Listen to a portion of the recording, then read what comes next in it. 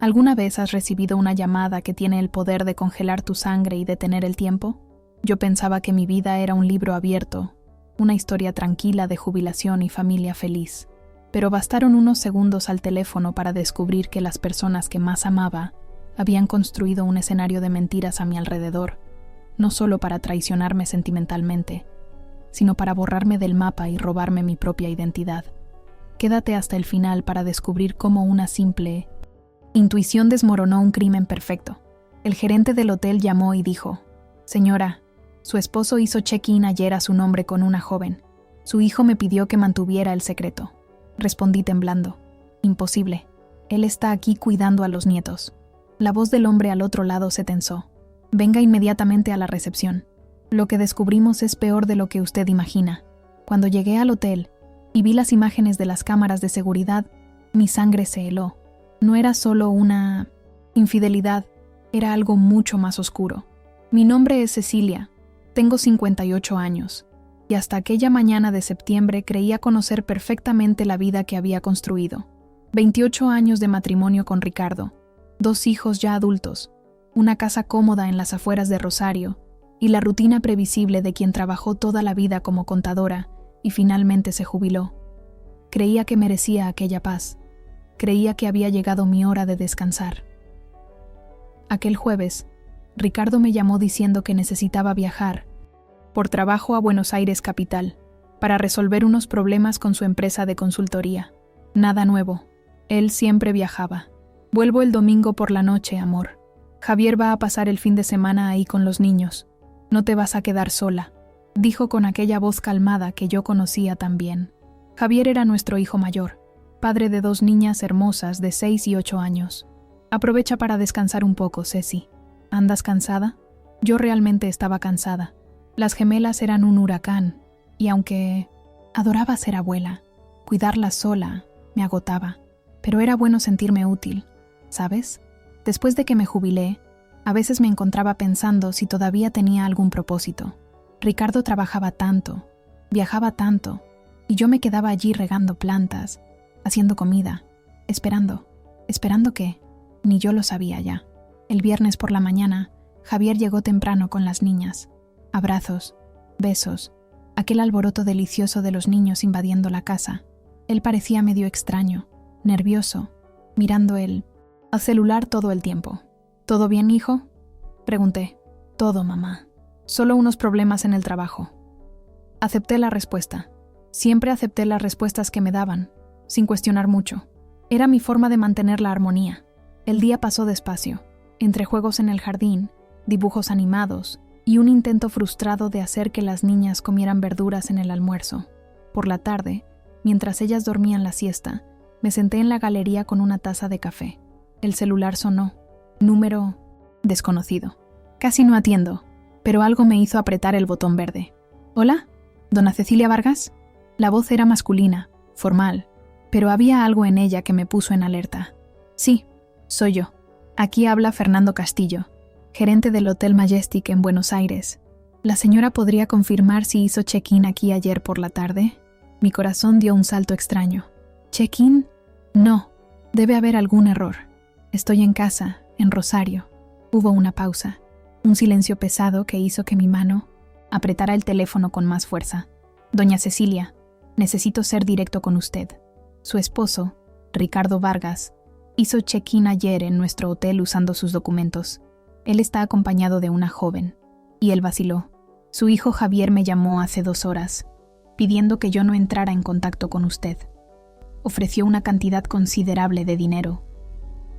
El mundo se detuvo. Literalmente se detuvo.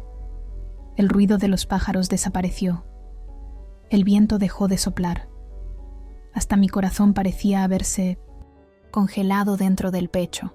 «Eso es imposible», conseguí decir, mi voz saliendo fina, distante. «Mi esposo está en Buenos Aires por trabajo, sí, pero mi hijo está aquí conmigo, con sus hijas. Él no tendría motivo para...». «Doña Cecilia», el gerente me interrumpió, y había algo en su voz que me asustó de verdad. «Por favor, diríjase inmediatamente a la recepción del hotel. Lo que está sucediendo aquí no es solo una traición, es algo mucho más grave. La señora necesita ver con sus propios ojos». Mis manos temblaban tanto que casi dejé caer el teléfono. ¿Más grave? ¿Qué quiere decir? No puedo explicar por teléfono, pero involucra falsificación de documentos, señora. Y hay cámaras de seguridad. Por favor, venga lo antes posible. Estoy haciendo esto porque hace 10 años usted me ayudó cuando yo estaba comenzando en el hotel. ¿Recuerda? Cuando hubo aquel problema con la auditoría y usted como contadora me orientó sin cobrar nada. Yo nunca lo olvidé. No puedo quedarme en silencio viendo lo que está pasando. Recordaba vagamente. Un muchacho joven, desesperado, que me buscó por indicación de alguien. Ayudé porque siempre ayudé a las personas. Nunca esperé nada a cambio. Fernando, mi voz se estaba quebrando. Dime una cosa, mi hijo. ¿Él está ahí también? Sí, señora. Él está en el estacionamiento hace más de 1 hora esperando. Colgué el teléfono y me quedé allí paralizada en la silla de la galería, con la taza de café enfriándose en mis manos. Mi mente era un torbellino. Ricardo, Javier, una joven, documentos falsos. Nada tenía sentido, pero al mismo tiempo, de una forma horrible y enfermiza, todo comenzaba a tener sentido. Las viajes constantes de Ricardo, la insistencia de Javier en venir a pasar el fin de semana justamente ahora, la forma nerviosa en que miraba el celular. Yo no estaba cuidando a las nietas por su bondad. Yo estaba siendo usada como coartada. Me levanté despacio, con las piernas temblorosas. Entré en la casa, miré hacia la sala donde las niñas aún dormían, inocentes y ajenas a todo. Javier estaba en el cuarto de huéspedes, probablemente durmiendo también, o fingiendo dormir mientras esperaba alguna noticia de Buenos Aires. Tomé mi bolso, las llaves del auto, y salí sin hacer ruido. Dejé una nota en la mesa de la cocina. Vuelvo pronto. Emergencia. No conseguí escribir nada más. No sabía qué escribir. El viaje hasta Buenos Aires fue borroso. No recuerdo haber prestado atención al tráfico, a las señales, a nada. Mi cabeza martillaba con preguntas. ¿Qué estaba haciendo Ricardo? ¿Por qué usar mis documentos? ¿Quién era aquella mujer? Y Javier, mi hijo, mi primogénito, en quien yo confiaba ciegamente, estaba encubriendo todo. Cuando estacioné frente al Hotel Majestic, mis manos aún temblaban. Era un hotel caro, sofisticado, el tipo de lugar que Ricardo siempre decía que era un desperdicio de dinero. Pero allí estaba él, hospedado con otra mujer usando mi nombre. Fernando me esperaba en la entrada trasera, lejos de Mine Montesinos. Las miradas curiosas. Era un hombre de unos 40 años, de traje impecable, pero con ojos preocupados. Doña Cecilia, gracias por venir tan rápido. Muéstrame. Hablé directo, sin rodeos. Muéstrame lo que está pasando. Él me llevó por pasillos de servicio hasta una sala pequeña, llena de monitores, la sala de seguridad. Antes de todo, necesito que la señora vea esto. Él apretó algunos botones y una imagen apareció en la pantalla. Era la recepción del hotel, grabación de ayer. Allí estaba Ricardo, mi marido, de pie en el mostrador, sonriendo. Al lado de él, una joven. No conseguí ver su rostro bien porque estaba de espaldas, pero lo que vi fue suficiente para quitarme el aliento. Ella estaba usando mi abrigo, aquel abrigo beige de lana que yo guardaba en el armario del dormitorio, mi preferido. Y no era solo eso. Ella tenía el cabello canoso cortado de la misma forma que el mío, del mismo largo. Ella era de mi altura, de mi estructura física. Continúe mirando, dijo Fernando en 1900 voz baja. Ricardo entregó documentos al recepcionista. No pude escuchar el audio, pero vi cuando el muchacho digitó algo en la computadora y devolvió los papeles. Ricardo firmó algo. La mujer permaneció de espaldas todo el tiempo, el rostro siempre escondido. Él hizo check-in como si fuera la señora, explicó Fernando. Usó una copia de su DNI y de sus documentos fiscales. La chica con él se presentó como Cecilia Vargas. Nuestro recepcionista no desconfió porque ella realmente se parece a usted, al menos de lejos. Sentí mi garganta cerrarse. ¿Y mi hijo? Fernando cambió la imagen. Otra cámara ahora del estacionamiento, y allí estaba Javier dentro de su auto al teléfono. La grabación tenía el horario de hoy, 2 horas atrás. Luego, la imagen mostró a Javier saliendo del auto y entrando al hotel por la entrada lateral. Él me buscó personalmente, dijo Fernando. Ofreció $20,000 para que yo borrara las grabaciones de las cámaras y no entrara en contacto con usted. Dijo que era una sorpresa de cumpleaños, que el padre estaba planeando algo especial, Pero yo conozco las leyes, doña Cecilia, y conozco a las personas. Aquello no era una sorpresa inocente. ¿$20,000? Mi hijo tenía $20,000 para sobornar a alguien, pero hace 3 meses me pidió dinero prestado para pagar los gastos comunes del edificio. ¿Dónde están ellos ahora?, conseguí preguntar. Suite 1402, piso 14. Respiré hondo. Quiero subir, doña Cecilia. Quiero subir, repetí, y mi voz salió con una firmeza que yo ni sabía que tenía. Ahora Fernando vaciló, pero acabó aceptando. Voy con la señora. Y doña Cecilia, hay una cosa más que necesita saber antes de que subamos. Miré para él, mi corazón ya tan pesado que creí imposible que cupiera algo más. ¿Qué? Él movió nuevamente la computadora y abrió otra grabación. Esta vez era de una cámara interna posicionada en el pasillo del piso 14. La imagen mostraba a Ricardo y a la mujer entrando en la suite, pero no estaban solos. Había un tercer hombre con ellos cargando un maletín de cuero. ¿Reconoce a este hombre?, preguntó Fernando. Miré más de cerca y mi estómago se revolvió. Es Marcelo Gómez. Él era el abogado de la familia. Cuidaba de nuestros contratos, documentos, esas cosas. Él entró en la suite hace cerca de 1 hora y aún está allá junto con su marido y la mujer. Un abogado. Ricardo. Una impostora y un abogado encerrados en una suite de hotel. ¿Qué estaban haciendo? Mi mente corrió por todas las posibilidades, cada una más aterradora que la otra. Documentos, murmuré, sintiendo la sangre desaparecer de mi rostro. Ellos están firmando documentos. Fernando asintió despacio. Es lo que yo pensé también. Y si esa mujer se está haciendo pasar por usted, usando su identidad, no dejé que terminara. Ya estaba yendo en dirección a la puerta. Llévame hasta allá. Subimos por el ascensor de servicio. Fernando usó su llave maestra para acceder al piso 14. El pasillo era silencioso, elegante, con alfombra gruesa que amortiguaba nuestros pasos. Paramos frente a la puerta 1402. Yo podía oír voces allá dentro, ahogadas, pero reconocí inmediatamente la risa de Ricardo. Aquella risa que yo amaba, que me calmaba en los días difíciles, ahora me sonaba como veneno. ¿Quiere que golpee?, preguntó Fernando en voz baja. Negué con la cabeza. Usa la llave. Quiero entrar sin avisar. Él me miró con una mezcla de admiración y preocupación, pero obedeció. El clic de la cerradura fue casi imperceptible. Fernando empujó la puerta despacio y entramos. La suite era enorme, lujosa, con una sala de estar que daba a un dormitorio separado. Ricardo estaba sentado en un sillón, copa de vino en la mano, completamente relajado. La mujer estaba sentada a la mesa, de espaldas a la puerta, inclinada sobre papeles esparcidos. Y Marcelo, el abogado, estaba de pie al lado de ella, señalando algo en los documentos con un bolígrafo. Nadie nos escuchó entrar. Me quedé allí parada por algunos segundos, absorbiendo la escena. Era surrealista, como si yo hubiera entrado en otra dimensión, donde mi marido de 28 años me traicionaba no solo con el cuerpo, sino con mi propia identidad. Entonces, con la voz más calmada que conseguí reunir, hablé. «Hola, Ricardo». El efecto fue instantáneo. Ricardo se atragantó con el vino y se levantó de un salto, dejando caer la copa al suelo. El ruido del cristal rompiéndose resonó por la sala. Marcelo se puso pálido, congelado con el bolígrafo en el aire, y la mujer, ella se giró lentamente. Cuando vi su rostro, casi me desmoroné. Era una versión más joven de mí, no idéntica, pero asustadoramente parecida. Misma estructura ósea, mismo formato de rostro, mismo color de ojos. Ella tenía unos 30 y pocos años y usaba una peluca canosa que imitaba perfectamente mi cabello. Hasta el maquillaje era discreto del modo que yo siempre usé. «Cecilia», susurró Ricardo, y por primera vez en 28 años vi miedo genuino en sus ojos. «¿Qué? ¿Cómo? ¿Tú?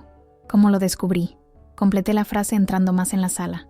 Fernando se quedó cerca de la puerta en silencio. «¿Alguien todavía tiene conciencia en este mundo, Ricardo? Alguien que tú no lograste comprar». Miré a Marcelo, que había retrocedido hasta la pared, el maletín apretado contra el pecho. «Tú, Marcelo, ¿cuántos años me representaste como abogado? 10, 12. ¿Y ahora estás aquí haciendo qué exactamente?». Él abrió la boca, pero ningún sonido salió. Entonces miré a la mujer que me encaraba con una mezcla de vergüenza y desafío. «¿Y tú? ¿Cuánto te pagaron para vestirte como yo? ¿Para fingir ser yo?». Ella bajó la mirada, pero no respondió. Fue Ricardo quien habló, recuperando un poco de la compostura. Cecilia, déjame explicar. No es lo que estás pensando, no es... Caminé hasta la mesa y tomé uno de los papeles. Mis manos temblaban, pero forcé a mis ojos a enfocar las letras. Y lo que leí hizo que el suelo desapareciera bajo mis pies. Era un poder notarial, un poder general e irrevocable, dando plenos poderes a Ricardo sobre todos mis bienes, mi parte de la casa, mi jubilación, mi cuenta bancaria donde guardaba los ahorros de años, todo. Y allí abajo una firma, mi firma, o mejor dicho, una imitación perfecta de ella. Miré a la mujer. Tú estabas practicando mi firma. Ella aún no respondió, pero vi el bolígrafo y varios borradores esparcidos en la mesa. Intentos de copiar mi letra, algunas muy buenas, casi perfectas. ¿Cuánto?, pregunté, mi voz ahora saliendo más dura. ¿Cuánto te pagó mi marido para robar mi identidad? 50,000, respondió ella en voz baja, la primera vez que escuché su voz. Era diferente a la mía, más fina. Él dijo que era solo para firmar unos papeles, que usted estaba enferma y no podía venir personalmente. ¿Enferma?, repetí, y una risa amarga escapó de mis labios. ¿Y tú le creíste? Ella se encogió de hombros. Necesitaba el dinero. Me giré hacia Ricardo, que ahora intentaba recuperar algún control de la situación. ¿Entonces es eso? ¿28 años de matrimonio y tú me robas? ¿Falsificas documentos? ¿Contratas una doble?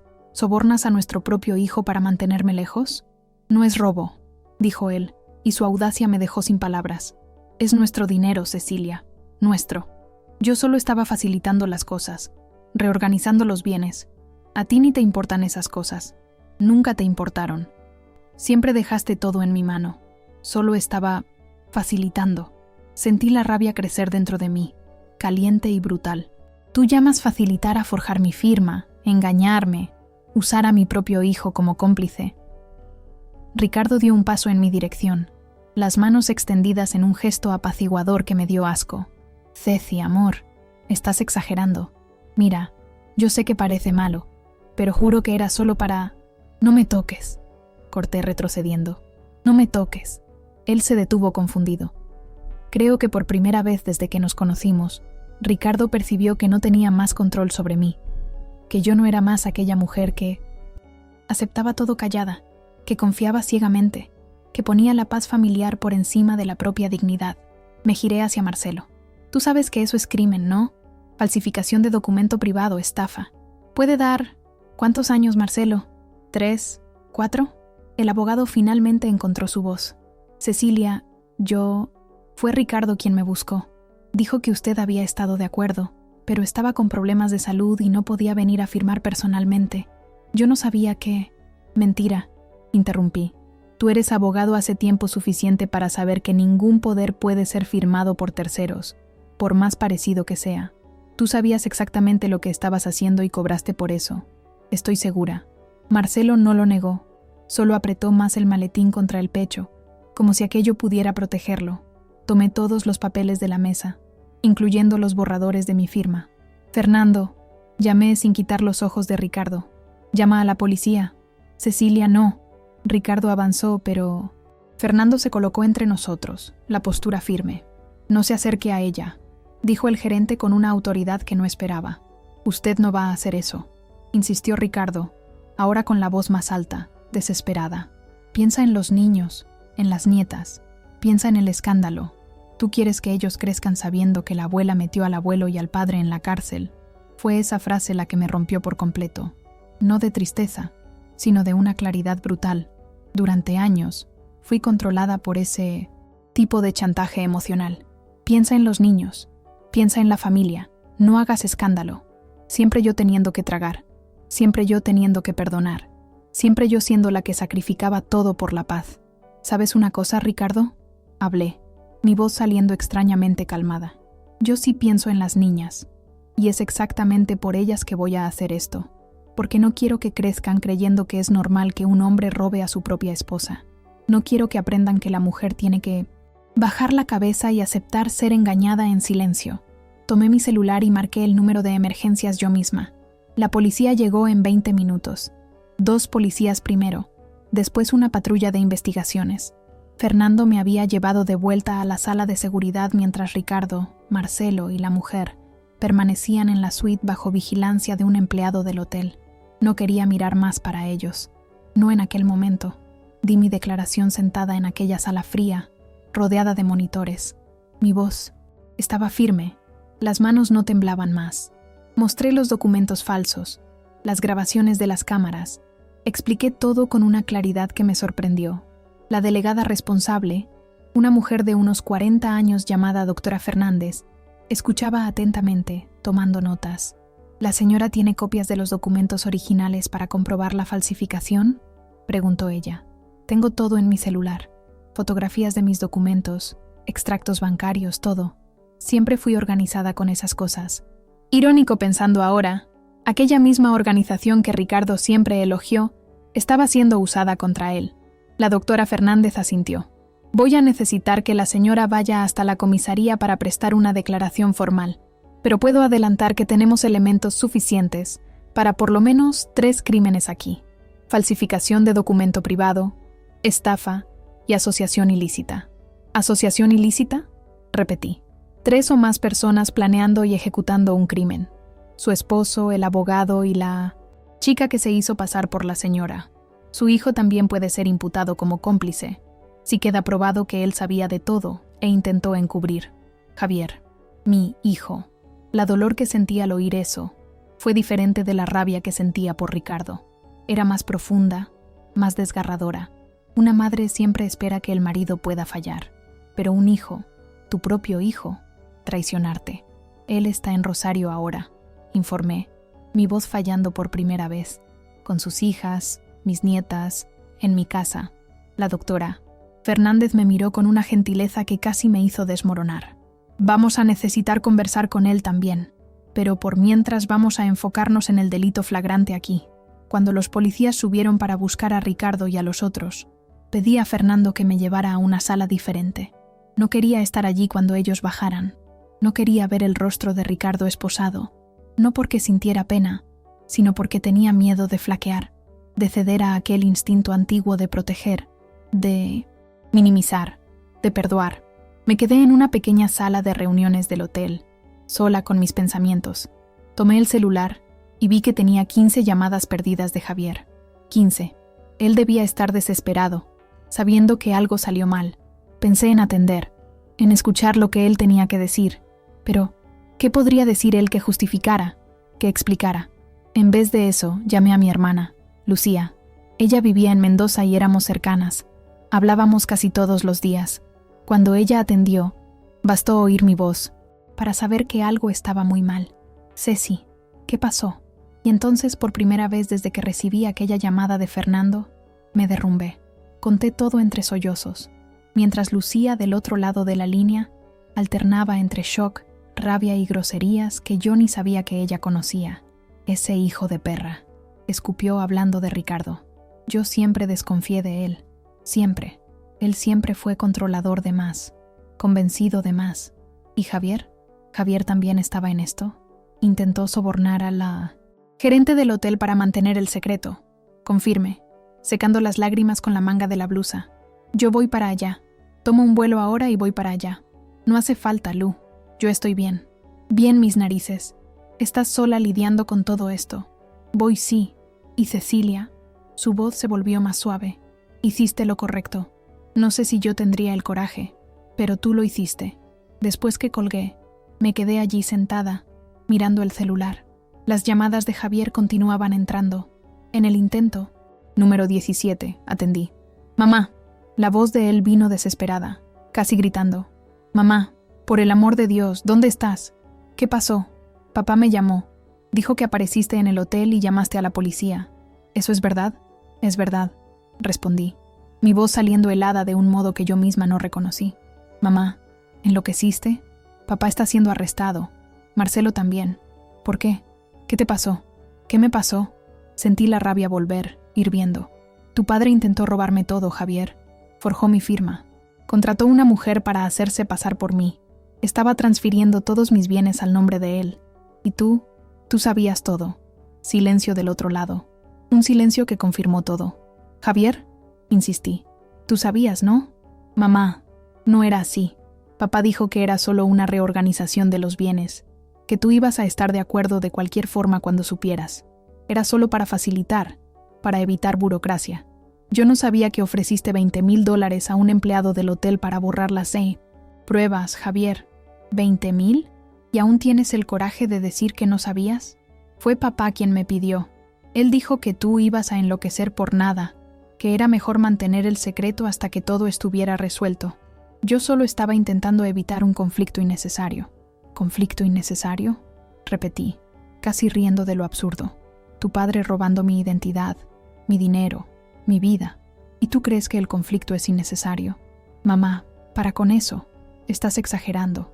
Es tu marido, por el amor de Dios. Están juntos hace casi 30 años.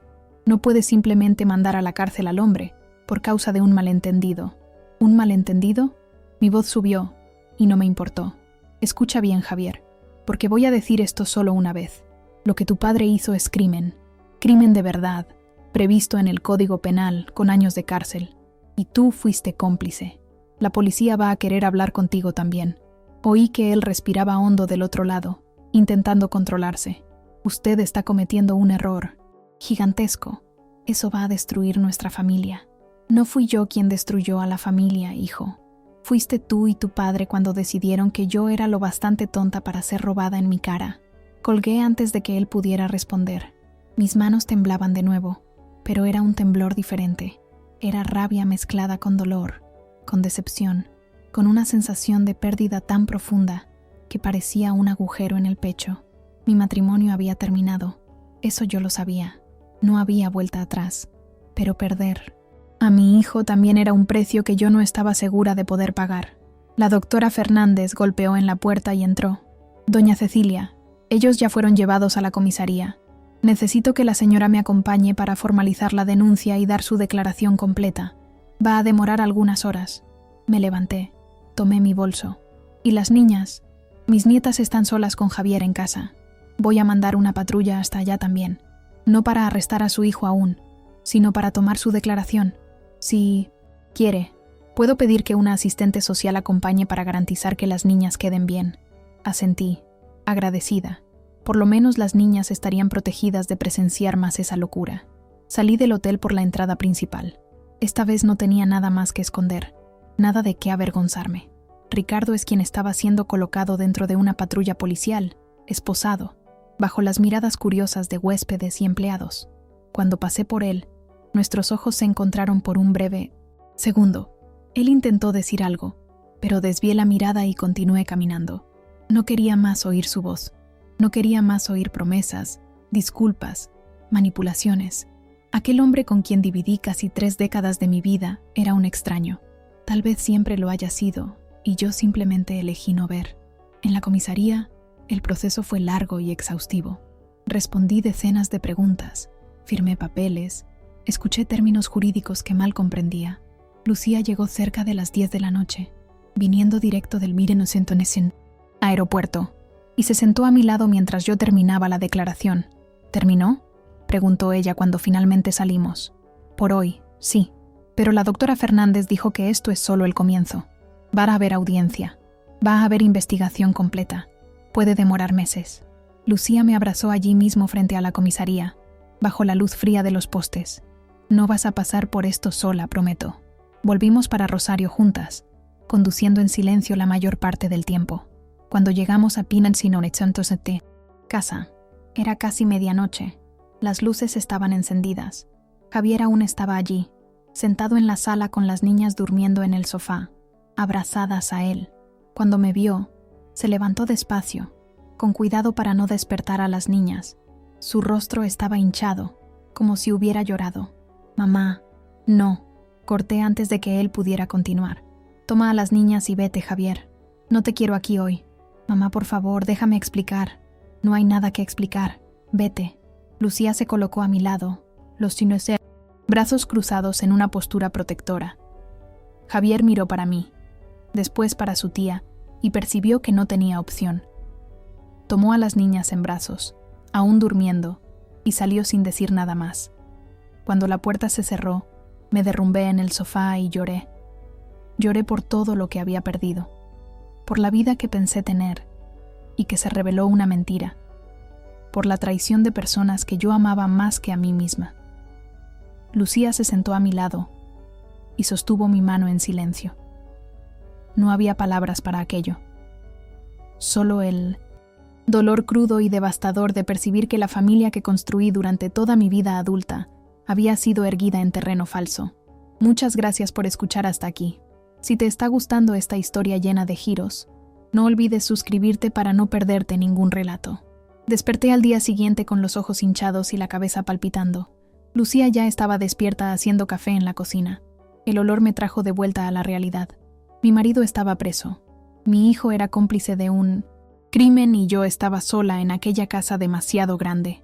¿Dormiste algo?, preguntó Lucía cuando entré en la cocina, entregándome una taza humeante. Más o menos. En realidad, casi nada. Pasé la noche entera revisando todo en mi cabeza, intentando encontrar las señales que perdí, las pistas que ignoré. ¿Cuántas veces Ricardo me dijo que yo no necesitaba preocuparme por el dinero, que él cuidaba de todo? ¿Cuántas veces firmé papeles sin leer bien porque confiaba en él? Mi celular no paró de sonar. Mensajes de Javier, de Ricardo, que aparentemente tenía derecho a una llamada, de amigos que ya habían oído hablar del escándalo. Ignoré casi todas, excepto una de la doctora Fernández, marcando una reunión para el lunes en la comisaría. «Necesitas conseguir un abogado», dijo Lucía, sentándose a mi lado. «Uno bueno. Esto se va a convertir en un proceso grande, Ceci». Ella tenía razón. Ricardo no iba simplemente a aceptar la prisión y las acusaciones. Él lucharía, usaría todos los recursos que tuviera, y yo necesitaba estar preparada. Llamé a Elena, una antigua colega de trabajo que ahora era abogada penalista. Expliqué la situación rápidamente y ella aceptó representarme. «Voy a necesitar todos los documentos, Cecilia. Todo lo que tengas sobre los bienes, las cuentas, el matrimonio. Cuanta más información, mejor». Pasé el sábado entero organizando papeles. Abrí el despacho de Ricardo, que siempre fue territorio prohibido para mí. «No toques mis cosas, amor. Está todo organizado a mi manera». Y comencé a revolver cajones, armarios, carpetas. Lo que encontré me dejó sin aire. No eran solo documentos de lo que él intentó hacer ahora. Eran años de manipulación financiera, transferencias de mi cuenta a cuentas que yo ni sabía que existían, préstamos hechos a mi nombre sin mi autorización, inversiones arriesgadas con mi dinero que él escondió cuando salieron mal. «Lucía», llamé, mi voz saliendo trémula. «Ven a ver esto». Ella vino corriendo y se quedó a mi lado mientras yo mostraba papel tras papel. «Dios mío, Ceci, esto está pasando hace años. Fui tan idiota», murmuré, sintiendo las lágrimas volver. «¿Cómo no lo vi? ¿Cómo dejé que esto pasara?» «¿Confiaste?», dijo Lucía, sosteniendo mi rostro con las dos manos. «Confiaste en la persona equivocada, pero eso no te hace idiota, te hace humana. Y ahora estás haciendo lo correcto. Fotografié todo, cada documento, cada extracto, cada comprobante. Mandé todo a Elena, que respondió con un audio largo. Cecilia, esto es oro.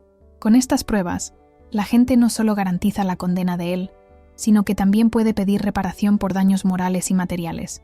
Puedes salir de esto no solo vengada, sino financieramente compensada. Vengada. La palabra sonó extraña en mi cabeza. Yo no quería venganza, quería justicia. Quería que Ricardo pagara por lo que hizo, pero más que eso, quería mi dignidad de vuelta. El domingo, Javier apareció de nuevo. Golpeó la puerta por casi 10 minutos hasta que atendí. Estaba desaliñado, con ojeras profundas, la barba sin afeitar. «Mamá, por favor, necesitamos conversar. No tenemos nada que conversar». «Sí tenemos. Necesito contarte mi versión. Necesito que entiendas que yo no quería lastimarte. Contra mi mejor juicio, lo dejé entrar». Lucía se quedó en la sala con nosotros, una presencia protectora que me daba fuerza para no ceder. Javier se sentó en el borde del sofá, las manos nerviosas moviendo el borde de la camisa. «Mamá, yo sé que hice una estupidez. Sé que debía habértelo contado. Pero papá, él me convenció. Dijo que te estabas volviendo olvidadiza, que no tenías más cabeza para administrar las finanzas. Dijo que era solo una forma de proteger a la familia, de garantizar que cuando fueras más vieja, todo estaría en orden. Olvidadiza, repetí incrédula. Javier, me jubilé hace 2 años. Aún tengo 58 años. No soy senil. Yo sé, pero él fue muy convincente, mamá. Dijo que era preventivo, que tú misma ibas a agradecer más adelante. Y yo necesitaba dinero. La empresa está mal. Debo los gastos comunes hace meses. Las niñas tienen escuela privada cara. Papá prometió que cuando todo estuviera resuelto, él me ayudaría. Entonces era eso. Mi hijo me traicionó por dinero. No por lealtad al padre. No por creer genuinamente que me estaba protegiendo, sino por interés propio. Sal de aquí, hablé. Mi voz baja pero firme. Mamá, sal de mi casa, Javier. Ahora, no puedes hacer eso. Soy tu hijo, y yo soy tu madre, y tú me vendiste, por promesas de dinero. Me levanté, señalando hacia la puerta. Sal, y no vuelvas mientras no tengas algo más sincero para decirme que esas excusas patéticas. Él se quedó allí parado por más algunos segundos, boquiabierto, como si no creyera que yo realmente lo estaba echando. Entonces se levantó, los ojos llorosos. Te vas a arrepentir de esto. Te vas a quedar sola, sin nadie. Prefiero sola que rodeada de personas que me apuñalan por la espalda. Él salió dando un portazo. Oí su auto, arrancando con todo, los neumáticos cantando en el asfalto. Lucía vino hasta mí y me abrazó. Estás temblando. Estoy, pero hice lo correcto. Lo hiciste, y estoy orgullosa de ti. El lunes fui hasta la comisaría. Ricardo estaba siendo transferido a una prisión preventiva mientras esperaba la audiencia de custodia. Elena me encontró allá con una carpeta llena de documentos. Cecilia, con todo lo que me mandaste, tenemos un caso fuertísimo. Pero necesito avisarte. Ricardo contrató un abogado particular y él va a intentar de todo. Que, por ejemplo, va a alegar que ustedes estaban casados en comunidad de bienes, que él tenía derecho a mover las finanzas, que no hubo intención criminal. Puede hasta intentar descalificarte, decir que eres vengativa, histérica, esas cosas. Deja que intente, respondí, sintiendo una determinación fría tomar cuenta de mí. Yo tengo la verdad de mi lado. La audiencia de custodia fue marcada para el miércoles. Elena me avisó que probablemente Ricardo sería soltado mediante fianza, pero con medidas cautelares. No podría buscarme, ni llegar cerca de la casa, y tendría que devolver el acceso a las cuentas que bloqueó. Cuando llegué al juzgado el miércoles, la prensa ya estaba allí. Alguien había filtrado la historia y ahora había cámaras, reporteros, gente gritando preguntas. Doña Cecilia, ¿es verdad que su marido intentó robar su herencia? ¿Cómo se siente siendo traicionada por el propio hijo? Elena me guió hacia adentro, ignorando todo. En la sala de audiencia, vi a Ricardo por primera vez desde el hotel. Él estaba pálido, más pequeño de alguna forma, con aquella ropa naranja que parecía consumirlo. Cuando nuestros ojos se encontraron, él intentó sonreír, aquella sonrisa que siempre me derretía, pero ahora solo me causaba náuseas. El juez comenzó la audiencia, oyendo primero al fiscal, después al abogado de Ricardo. Las palabras técnicas volaban por la sala, pero yo captaba lo esencial: intento de fraude, falsificación ideológica, estafa calificada. Cuando llegó mi turno de hablar, me levanté y miré directo a Ricardo. Su señoría, viví 28 años con este hombre. Confié en él con mi vida, mi dinero, mi futuro, y él usó cada pedacito de esa confianza para robarme. No fue un error, no fue un malentendido. Fue planeado, calculado, ejecutado fríamente, y contó con la ayuda de nuestro hijo. Mi voz no falló, no lloré. Dije cada palabra mirando en los ojos de Ricardo, viendo su máscara finalmente caer. Cel. Juez concedió libertad provisional mediante fianza de $100,000, con prohibición de contacto conmigo y obligación de devolver el acceso a todas las cuentas. Ricardo fue soltado al final del día, pero yo no tenía miedo, porque ahora, finalmente, yo había recuperado algo que había perdido a lo largo de aquellos años todos: mi voz. La primera semana después de la audiencia fue extraña. La casa, que antes me parecía acogedora, ahora se sentía vacía y pesada al mismo tiempo. Cada habitación guardaba memorias que dolían: la mesa donde cenábamos en familia, el sofá donde veíamos TV juntos, el dormitorio que yo compartía con Ricardo y que ahora parecía contaminado por su traición. Lucía se quedó conmigo por más algunos días antes de tener que volver a Mendoza. ¿Estás segura de que vas a estar bien sola?, preguntó ella en la mañana en que partió. Voy a tener que estarlo, respondí, intentando parecer más confiada de lo que me sentía. Pero gracias, Lu, por todo. Después de que ella se fue, el silencio de la casa se volvió ensordecedor. Intenté mantener la rutina. Despertaba temprano, hacía café, regaba las plantas, leía un poco, pero todo parecía mecánico, sin sentido. ¿Para qué mantener aquella casa enorme solo para mí? ¿Para qué cocinar si iba a comer sola? ¿Para qué vivir si las personas por quien yo vivía me habían traicionado tan profundamente? Fueron pensamientos sombríos que intenté alejar, pero que volvían, especialmente por la noche. Elena llamaba casi todos los días con actualizaciones. Ricardo devolvió el acceso a las cuentas, pero hay movimientos sospechosos que necesitamos investigar. Parece que él transfirió dinero para cuentas offshore en los últimos 6 meses. ¿Offshore? Ni sabía bien lo que eso significaba, pero por el tono de Elena no era nada bueno. Cuentas en paraísos fiscales, lugares donde es difícil rastrear dinero. Si logramos probar que él estaba escondiendo bienes de la pareja, empeora mucho su situación.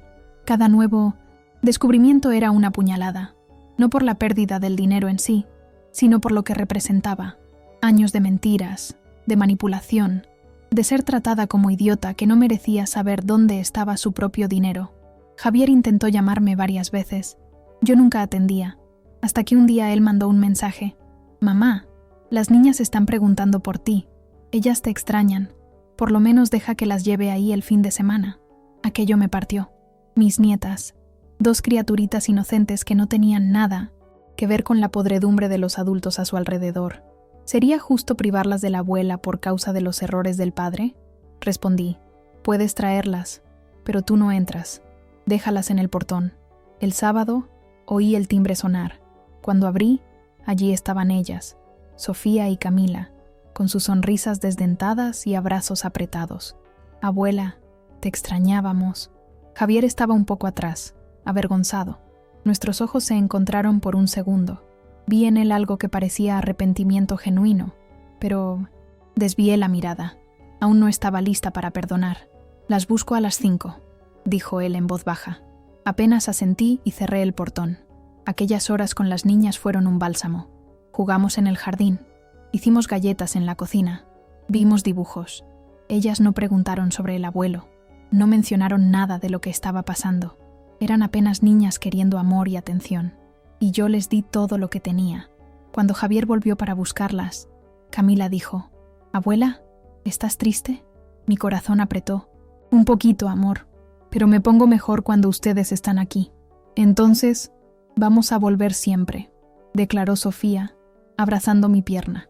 Después de que se fueron, la casa volvió a quedar silenciosa, pero era un silencio diferente, menos pesado. Como si aquellas horitas me hubiesen recordado que aún había cosas buenas en la vida, aún había amor puro y verdadero. Comencé a pensar en qué hacer. No podía simplemente quedarme en aquella casa hundiéndome en autocompasión.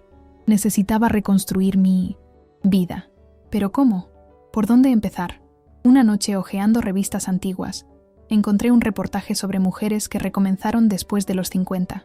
Una de ellas había abierto una pequeña posada en el interior. Otra había vuelto a estudiar y se graduó en psicología. Otra había viajado sola por Europa. Sola. La palabra me asustaba y fascinaba al mismo tiempo. Yo nunca había hecho nada sola de verdad. Siempre tuve a alguien a mi lado. Mis padres, después Ricardo, después los hijos. Siempre alguien. Para consultar, para agradar, para considerar. ¿Y si por primera vez en la vida yo pensara solo en mí? Llamé a una antigua amiga, Carla, que trabajaba en una agencia de viajes. «Carla, quiero hacer un viaje sola». Ella quedó sorprendida, pero emocionada. «¿Qué tipo de viaje?» «No sé. Algo diferente. Algo que me saque de la zona de confort». Ella mandó varias opciones. París, Roma, Londres. Pero cuando vi las fotos de una pequeña villa en la Provenza, en Francia, algo dentro de mí se encendió. Campos de lavanda, viñedos antiguos, comida casera. Aquella vida simple y bella que siempre admiré en las películas, pero nunca creí que viviría. ¿Esa? Hablé señalando a la pantalla. Quiero ir a esa. ¿Tienes certeza? Es bien aislado, Ceci. ¿Y tú no hablas francés? Tengo certeza. Marqué el viaje para dentro de 2 meses, tiempo suficiente para resolver las cuestiones legales más urgentes y prepararme psicológicamente. Cuando le conté a Lucía, ella quedó radiante. Te mereces eso, hermanita. Mereces recomenzar, vivir cosas nuevas. Estoy tan orgullosa de ti. Elena también aprobó. Te va a hacer bien salir un poco de este ambiente. Pero Cecilia, hay una cosa que necesito contarte. Mi estómago se apretó. ¿Qué? Ricardo está intentando un acuerdo. Su abogado me buscó. Él quiere proponer una división amigable de los bienes y pide que retires la denuncia criminal. De ninguna manera. Imaginé que dirías eso, pero necesito avisarte. Si vamos al juicio, el proceso puede demorar años y va a ser desgastante. Él va a intentar desmoralizarte, cuestionar tu sanidad mental, tu capacidad de juicio. Deja que intente. No voy a retroceder, Elena. Él necesita pagar por lo que hizo. Entonces vamos adelante, pero prepárate porque va a ser una batalla. Y lo fue. En las semanas siguientes, el abogado de Ricardo comenzó a esparcir historias por la ciudad, que yo era inestable, que tenía tendencias paranoicas, que estaba inventando todo por venganza porque él me había traicionado. La palabra traición era siempre colocada como un motivo real, intentando reducir todo a una pelea de pareja. Pero yo tenía las pruebas, tenía los documentos, las grabaciones del hotel, el testimonio de la mujer que se pasó por mí. Tenía todo. La fecha del juicio fue marcada 3 meses después. 3 meses que parecieron eternos y rápidos al mismo tiempo. En ese medio tiempo, mantuve las visitas de las nietas los sábados. Javier y yo intercambiábamos apenas lo necesario, cordiales, pero distantes. Él había perdido el empleo, supe por terceros, y estaba viviendo en un departamento pequeño alquilado. Parte de mí sintió pena, pero la mayor parte sabía que las consecuencias necesitaban existir. Una semana antes del juicio, Ricardo intentó llamarme. Yo no atendí, pero él dejó un mensaje de voz. Ceci, yo sé que no quieres hablar conmigo, pero por favor escucha este mensaje. Yo me equivoqué mucho. Lo sé, fui codicioso, egoísta, te traté mal, pero juro que nunca quise lastimarte de verdad. Creí que estaba siendo listo, que estaba protegiendo nuestro futuro. Sé que parece locura ahora, pero en mi cabeza tenía sentido. Por favor, para con ese proceso. Podemos conversar, podemos resolver esto entre nosotros. No necesitas destruirme por completo. Piensa en los años que vivimos juntos, en las cosas buenas que tuvimos. Esto no puede acabar así. Escuché el mensaje 3 veces. En cada una sentí menos. En la primera aún dolió un poco. En la tercera era solo la voz de un extraño intentando manipular. Una vez más, borré y bloqueé el número. El día del juicio amaneció frío y nublado, como si el cielo estuviera de luto junto conmigo. Desperté a las 5 de la mañana, incapaz de dormir más. Me quedé sentada en la galería, tomando café y viendo el sol nacer tímidamente entre las nubes, pensando en cómo mi vida había cambiado tanto en tan poco tiempo. Hace 6 meses, yo era una mujer casada, abuela dedicada, viviendo una vida que juzgaba feliz. Hoy iba a testificar contra mi propio marido en un tribunal, luchando para recuperar lo que era mío por derecho. Lucía había vuelto la noche anterior y durmió en el cuarto de huéspedes. Cuando bajó, ya me encontró arreglada con el vestido azul marino que Elena sugirió. Sobrio pero digno, fueron sus palabras. Cabello recogido, maquillaje leve. ¿Lista?, preguntó ella. Lista. El tribunal estaba lleno. No esperaba tanta gente, pero aparentemente el caso había ganado cierta notoriedad en la ciudad. Empresario intenta robar a esposa. Se había vuelto titular en el diario local. Había curiosos, conocidos, hasta algunas amigas que hice en el club y que vinieron a apoyarme. Ricardo ya estaba allí cuando llegamos. Estaba de traje, afeitado, con aquella apariencia respetable que siempre supo mantener. Cuando me vio, intentó acercarse, pero Elena se colocó entre nosotros. Su cliente está prohibido de acercarse a mi cliente, doctor, dijo ella para el abogado de él, un hombre calvo de gafas, llamado Dr. Méndez. Solo quiero conversar 2 minutos, insistió Ricardo, intentando rodear a Elena. No, respondí, mirando directo a él por primera vez en meses. No tenemos nada que conversar. Te veo allá dentro. La expresión en el rostro de él fue de genuina sorpresa, como si aún esperara que yo cediera, que la vieja Cecilia volviera y perdonara todo en nombre de la paz. Pero aquella Cecilia había muerto en el Hotel Majestic. La que estaba allí era otra persona. Entramos en la sala del jurado. Era menor de lo que imaginaba, con paredes de madera oscura y un aire pesado de seriedad. Los jurados ya estaban en sus lugares. 7 personas comunes que decidirían el destino de Ricardo. El juez era un hombre de unos 60 años, conocido por ser riguroso, pero justo. Él abrió la sesión y explicó los procedimientos. Entonces el fiscal comenzó su discurso. Señores jurados, el caso que traemos hoy no es simplemente una discordia conyugal, es un crimen premeditado, planeado meticulosamente por un hombre que usó la confianza de su esposa para robarla sistemáticamente a lo largo de años. Él presentó las pruebas, una por una. Las grabaciones del hotel mostrando a Ricardo haciendo check-in con la falsa Cecilia, los documentos falsificados con mi firma, los extractos bancarios mostrando transferencias no autorizadas. Cada evidencia era como un martillazo, construyendo un caso sólido e irrefutable. Entonces, fue mi turno de testificar. Subí al estrado con las piernas temblando, pero, cuando me senté y juré decir la verdad, sentí una calma extraña tomar cuenta de mí. El fiscal hizo las preguntas con gentileza. Doña Cecilia, ¿la señora tenía conocimiento de los movimientos financieros que su marido hacía a su nombre? No. Él siempre dijo que cuidaba de todo, que yo no necesitaba preocuparme. Yo confiaba en él. ¿Y cuando descubrió lo que estaba pasando en el hotel? ¿Qué sintió? Respiré hondo. Sentí que había sido engañada, no solo en los últimos meses, sino por años. Cada vez que firmé un papel sin leer, porque él dijo que era solo una formalidad, cada vez que dejé que él administrara todo, yo estaba siendo manipulada, y lo peor no fue perder el dinero, fue perder la confianza en alguien que yo amaba. Oí algunos murmullos en la platea. Miré a Ricardo, que mantenía la cabeza baja. Entonces, llegó el turno del doctor Méndez de interrogarme, y él fue implacable. Doña Cecilia, ¿la señora no cree que está exagerando? Su marido intentó reorganizar los bienes de la pareja, algo que muchas parejas hacen. La señora no está usando esto como excusa porque descubrió que él tenía una amante. No es sobre la amante, respondí, manteniendo la voz firme. Es sobre falsificar mi firma, usarme, robarme. Robar. Pero eran bienes de la pareja, ¿no eran? ¿Ustedes no estaban casados en comunidad de bienes? Éramos. Pero él estaba transfiriendo mi parte para el nombre de él sin mi conocimiento. Eso es robo.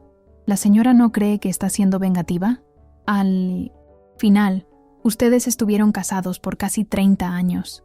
Sentí la rabia subir, pero la controlé. 30 años de mentiras, aparentemente. Y no estoy siendo vengativa.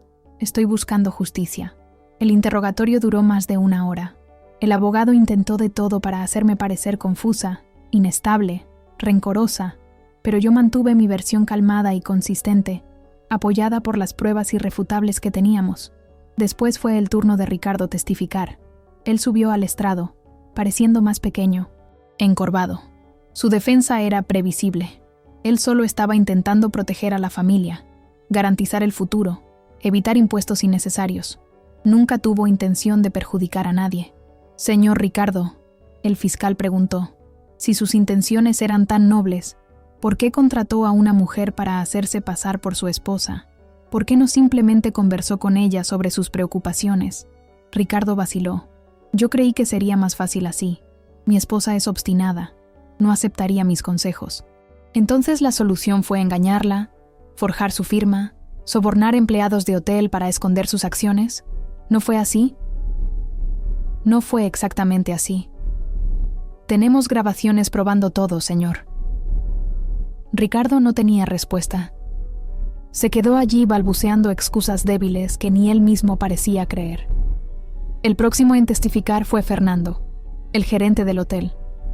Él contó toda la historia. Después llamaron a Marcelo, el abogado. Él había hecho acuerdo de delación premiada, ofreciendo testimonio a cambio de reducción de pena. Contó todo, cómo Ricardo lo buscó, cuánto pagó, cómo planearon todo en los mínimos detalles. Él dijo que la esposa estaba senil, que necesitaba proteger los bienes de ella. Yo no cuestioné mucho. Él pagaba bien. Marcelo admitió con vergüenza en la voz. La mujer que se hizo pasar por mí, Vanessa, también testificó. Estaba visiblemente nerviosa. Yo necesitaba el dinero. Él me ofreció $50,000 solo para firmar unos papeles. Dijo que era todo legal, pero aceptó usar los documentos de ella, imitar la firma, vestirse como ella. Sí, admitió ella en voz baja. Fue incorrecto, lo sé. Por fin, llamaron a Javier. Mi hijo subió al estrado, evitando mi mirada. Estaba delgado, con ojeras profundas. El mes desde la prisión del padre claramente había sido duro. Señor Javier, ¿usted sabía lo que su padre estaba planeando? ¿Sabía? Javier admitió, la voz quebrada. Él me contó y me pidió ayuda. Dijo que era para proteger los bienes de la familia. Yo le creí. ¿Y intentó sobornar al gerente del hotel? Sí, con el dinero que mi padre me dio. Él dijo que era importante mantener el secreto. ¿Usted no halló extraño tener que esconder eso de su propia madre? Javier finalmente me miró, lágrimas en los ojos. Hallé, pero mi padre fue muy convincente y yo estaba desesperado por dinero. Él prometió ayudarme después. Oír eso dolió más de lo que esperaba. Mi hijo no me traicionó por amor al padre, me traicionó por codicia. Después de los testimonios y las alegaciones finales, los jurados se retiraron. Nos quedamos esperando por casi 3 horas. Lucía sostuvo mi mano todo el tiempo. Finalmente, el juez llamó a todos de vuelta. Había veredicto. El silencio en la sala era absoluto cuando el portavoz del jurado se levantó. En cuanto al crimen de falsificación de documento privado, el jurado consideró al reo Ricardo Vargas culpable por unanimidad. Oí un suspiro detrás de mí. En cuanto al crimen de estafa calificada, el jurado consideró al reo culpable por unanimidad. Ricardo dejó caer la cabeza hacia el frente. En cuanto al crimen de asociación ilícita, el jurado consideró al reo culpable. Sentí las lágrimas comenzar a bajar por mi rostro.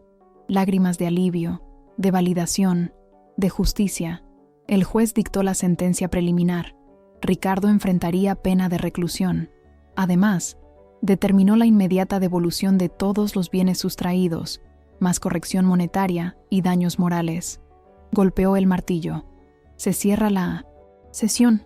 Fue como si una represa dentro de mí se hubiera roto. Me derrumbé en el hombro de Lucía, llorando de alivio, de tristeza, pero también de alegría por haber tenido coraje de luchar. Elena se giró hacia mí, los ojos brillando. Lo lograste, Cecilia. Las personas vinieron a saludarme, a abrazarme. Usted es una inspiración, me dijo una señora. Del otro lado de la sala, vi a Javier acercándose. Estaba pálido. Mamá, no sé qué decir. No tienes nada que decir, Javier. Por lo menos no... Hoy, yo sé que arruiné todo. Sé que te decepcioné, pero quiero que sepas que me arrepiento de verdad. Si pudiera volver el tiempo... Pero no puedes, interrumpí. Nadie puede. La única cosa que podemos hacer es lidiar con las consecuencias de nuestras elecciones. Él asintió.